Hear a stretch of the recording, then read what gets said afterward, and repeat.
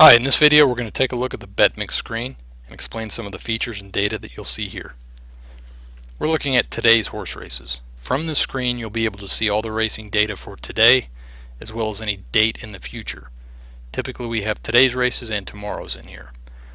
We're looking at this on the 18th, so to get started we would select a date. As you can see we have data in here for Monday the 18th as well as Tuesday the 19th. We'll pick the 18th, which is today, and then we'll select a racetrack.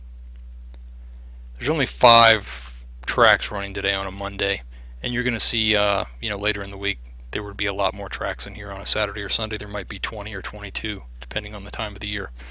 But on a Monday we don't have too many choices, so we'll go ahead and pick parks, and then we'll select a race. We'll pick the 5th. Once you've selected the date, the track, and the race, you see this screen draw down here with all of the horses entered in the 5th race today at Parks. So you see number 1, Sir Allison, and underneath the horse's name you see medication, and that tells you if the horse is on Lasix. Equipment, that tells you if there's been a change. In his case, no change. Last race, and then a number following that. That tells you that it's been 28 days since Sir Allison last raced. And the last finish is the position that he came in his last race. So he ran 7th last time out. Next to the horse you see an X. This is how you scratch a horse. There's another tutorial on that, but just for the time being we'll show you that if the one had scratched you would click that X. If you made a mistake or you wanted to add him back in, simply click his name again down here and he pops back into the list. Over here you see morning line odds, and those are just the odds that the line maker at the track has provided in the data file. And then you see S and F. S stands for speed and F stands for finish. What this is telling you is if there's been an improvement or a decline in the horse's form over the last 3 races. So if you see a green up arrow, that means that the horse has improved over the last 3 races. In the case of number 5, here comes Dr. Z. He has a green up arrow in finish, which means that his last 3 races have shown consecutive improvements in finish position. We can click on his name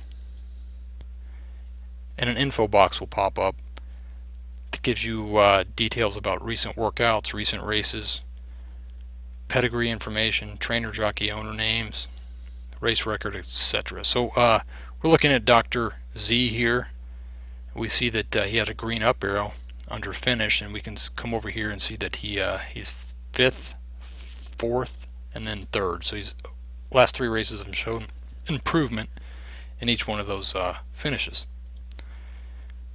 As an example of a down red arrow, our blackjack has a red arrow under S for speed, so we would click on this and we could see that his speed number has been declining, 85, 80, 68. So you click on a horse's name, you can get that detailed information. The arrows are there just as a quick look at what's going on with the horse. And finally the points column. This is where the horses are ranked. Now we have no factor selected, so there's nothing for the computer to rank the horse on. Before we get to that, we'll take a look at these buttons at the top. The first one is My Mix. This is where you can select a save mix that you may have. This is the button to save a mix or delete a mix. We'll get into that in another tutorial. The print button simply prints the screen, so you can take these, if you've handicapped the race, you want to print it out and take it to the track with you. The reset button sets everything back to 0. So if we had turned on best lifetime speed, we see that the horses are now ranked based on best lifetime speed, and if we wanted to reset that, we just click the button. Speed is a quick way to look at this race from a speed perspective. It's got default settings for speed. Once you've clicked on speed, you can come over here and see that we've turned on a few different speed factors and set some values there. Same thing with earnings. This is looking at the race from an earnings perspective. And finally, trainer jock. These are presets. They're different than your mix. They're kind of hard coded in there, and it's just a at a glance look at the race. We'll go ahead and hit reset and everything's back to 0. The final button here is rankings. If you click on that, you'll see information about where the horses rank in each category. Again, that's another tutorial with more in-depth information about rankings. Take a look at that one and you'll learn everything you need to know about rankings. And finally, over here, the most important part, these are the factors. They're grouped in categories. We have speed, form, earnings, trainer jock, pace, and pedigree. You can click the plus minus arrows to expand and collapse those so you can focus on certain areas of your mix building. We'll go ahead and expand them all again. So we have several speed factors, earnings factors, pace factors, pedigree, trainer jock, and form. And again, you can find out more about each of those individual factors in another tutorial, or you can read the Betmix guide. We'll take a look at, just for the sake of instruction here, we'll turn on best lifetime speed. What this is telling you is it's going to rank the horses based on the best lifetime speed number that they've ever run. As you add factors and add values to them, and the value is what you see in this box over here, you can change that value by moving the slider, or you can simply type, put your cursor in there and type.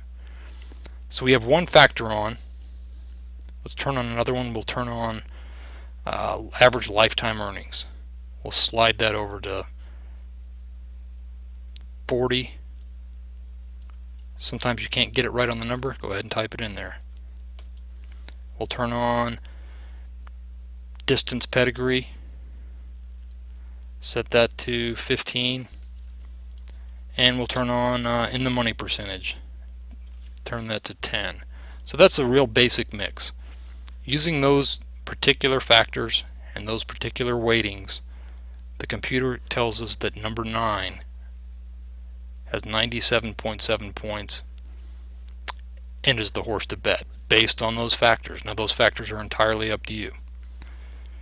The bottom of the screen, and we'll get into each one of these in more detail in another tutorial, you can see winning factors, your mix, and if you put your mouse over any of these question marks, you're going to get a little explanation of what these are.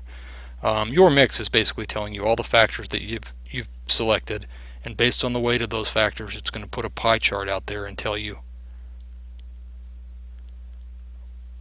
what percentage of the total decision is represented by each factor. As we turn one on and give it a weight, it redraws.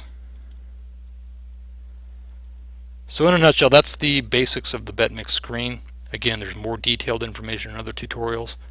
Please take a look at those before you get started. And if you have any questions, you can always email us or call us. Thanks a lot.